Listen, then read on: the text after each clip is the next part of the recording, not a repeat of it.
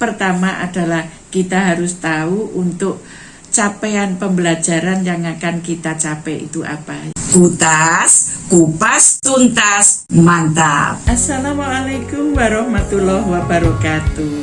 Selamat ketemu kembali pada proses pembelajaran metodik khusus. Dalam proses pembelajaran metodik khusus untuk menyampaikan suatu materi ke peserta didik, ada beberapa hal yang harus diperhatikan. Pertama adalah kita harus tahu untuk capaian pembelajaran yang akan kita capai itu apa, yaitu tujuan daripada pembelajaran itu sendiri. Sehingga dengan mengetahui kita capaian pembelajaran yang akan dicapai mahasiswa, maka kita akan bisa menggunakan metode proses belajar itu dengan tepat. Nah, pada saat ini kita akan menggunakan metode demonstrasi. Nah, metode demonstrasi itu sendiri memang banyak digunakan di berbagai penyampaian materi, khususnya pada penyampaian materi yang keterampilan. Tujuannya untuk melatih mahasiswa terampil dalam melakukan suatu keterampilan-keterampilan tertentu. Nah, metode demonstrasi ini adalah suatu cara penyampaian materi dengan memperagakan suatu proses atau suatu kegiatan. Contohnya kita akan mengajarkan mahasiswa untuk proses persalinan. Nah, itu kita akan memperagakan, mendemonstrasikan di depan mahasiswa sehingga bisa mahasiswa melihat secara langsung apa yang kita sampaikan secara praktek gitu, demonstrasi. Ini biasanya digunakan pada untuk keterampilan ya, untuk pencapaian keterampilan tertentu. Nah, metode demonstrasi ini dapat dilaksanakan manakala kegiatan pembelajaran itu bersifat formal atau magang atau latihan kerja atau latihan-latihan pembelajaran khususnya untuk pencapaian keterampilan. Nah, ini bila materi juga berbentuk keterampilan tadi untuk demonstrasi itu.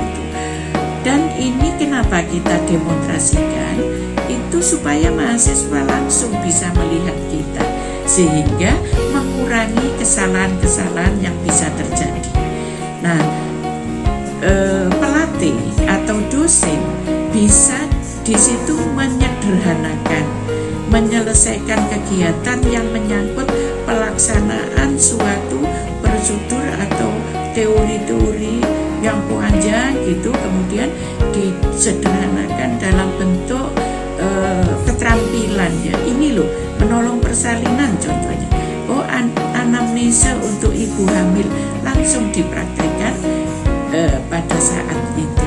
Nah, ini memang metode demonstrasi ini digunakan di laboratorium kelas ya, untuk menyiapkan mahasiswa tadi dalam bedside. Jadi sebelum bedside teaching itu harus ada demonstrasi keterampilan yang bisa disampaikan ke mahasiswa.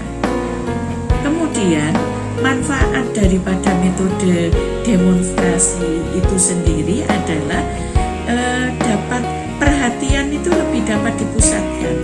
Karena pada saat kita mendemonstrasikan, mahasiswa terfokus pada kita untuk melihat, memperhatikan. Karena setelah itu mahasiswa harus bisa mengulang apa yang sudah didemonstrasikan oleh dosen atau praktisi tadi. Kemudian lebih terarah pada materi. Contohnya tadi kita mau demonstrasi tentang imunisasi BCG gitu ya, itu lebih terfokus per keterampilan. Nah, dalam kelebihan di dalam metode demonstrasi ini memang ada beberapa kelebihan yang bisa kita bisa terima gitu ya. Kelebihan itu salah satunya adalah perhatian lebih mudah dipusatkan. Jadi mahasiswa sebelumnya diberi tugas, setelah ini saudara harus bisa mempraktekkan secara mandiri, sehingga mahasiswa betul-betul fokus gitu ya. Dapat mengurangi kesalahan tadi kelebihannya kalau kita langsung praktekkan. Bila perlu disuruh video gitu ya, sehingga dia nanti bisa melihat lagi. Atau sebelum demonstrasi mahasiswa disetelkan gitu ya, video-video dulu. Contohnya ini loh APN gitu ya, langkah-langkahnya ini ada videonya, tolong disimak gitu.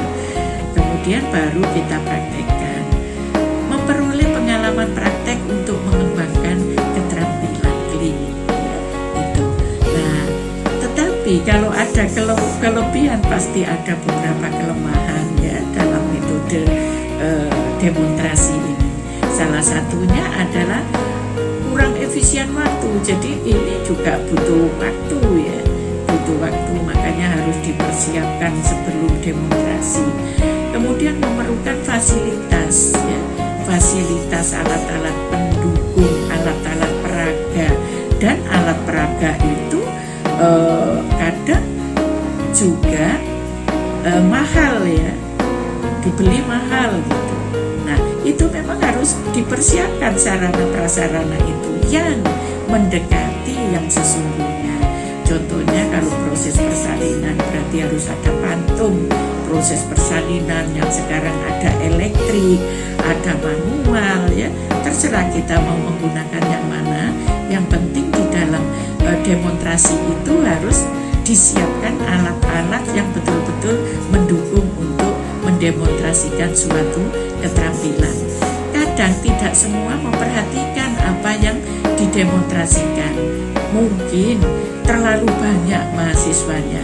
Makanya di dalam klasikal demonstrasi itu maksimal 20 dan tempat duduknya berjenjang ya, seperti di gelora itu yang nonton bola itu ya, berjenjang sehingga semua bisa melihat ya.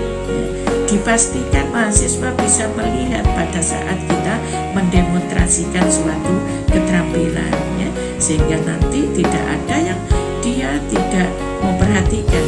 Untuk itu sebelumnya dipesan, setelah ini saudara bisa mempraktekkan secara mandiri. Nah, itu tadi beberapa kelebihan, keuntungan atau kekurangan daripada metode demonstrasi. Dan syarat dari metode demonstrasi pertama adalah keterampilan yang akan dicapai, sarana prasarana harus dipersiapkan, kemudian fasilitator yang mumpuni menguasai apa yang akan didemonstrasikan, kemudian waktu yang memadai juga untuk mendemonstrasikan suatu keterampilan. Dan jangan lupa setelah metode demonstrasi itu mahasiswa juga harus dilakukan evaluasi dan tindak lanjut. Itu tadi untuk metode demonstrasi. Saya akhiri cukup sekian, mudah-mudahan bermanfaat. Wassalamualaikum warahmatullahi wabarakatuh. Jangan lupa subscribe, share, like, komen. Matur nuwun.